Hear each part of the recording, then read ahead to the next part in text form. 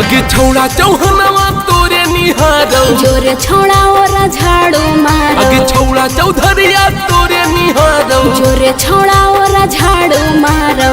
बाभना गोबरावा तुमको बड़ी मानेगा दुल्हा बनेगा मांझी जी सब ठेंगा पकड़ेगा दुल्हा बनेगा मांझी जी सब ठेंगा पकड़ेगा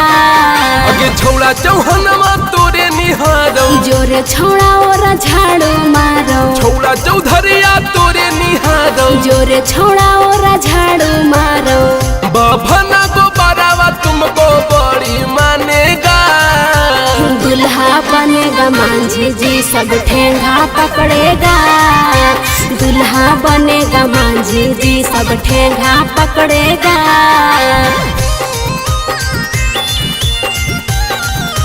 दुल्हा बनेगा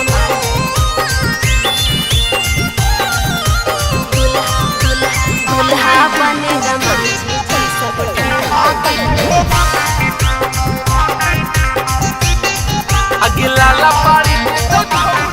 अगे लाला पाड़ी दे तो छौड़ी तोरा सोना के निशानी अरे नहीं रे छौड़ा अब हमें ही आई मांझी जी के दीवानी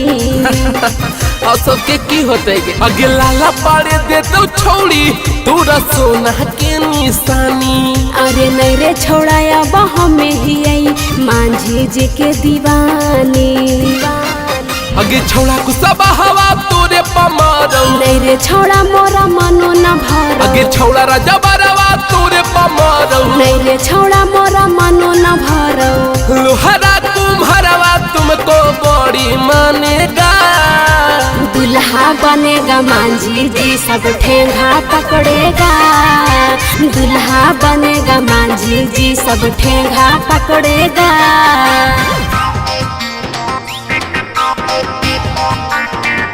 दुल्हा बनेगा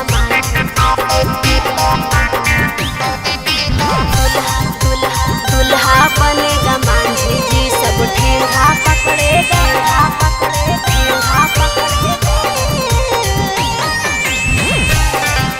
अगे साहू जी से तनी सट जो अगे साहू जी से तनी सट जो हो तो ये रिया में ना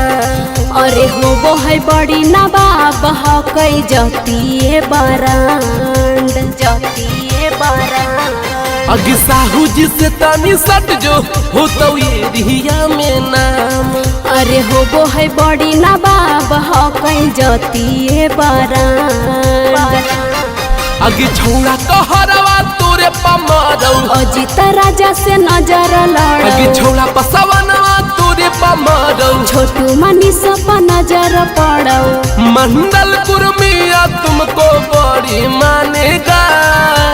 दुल्हा बनेगा मांझी जी सब ठेंगा पकड़ेगा दुल्हा बनेगा मांझी जी सब ठेंगा पकड़ेगा जिया होए करे जा सगरो नाम कर दा सवेरा फिल्म्स रिकॉर्डिंग स्टूडियो शाहपुर चौक देवन बिघा।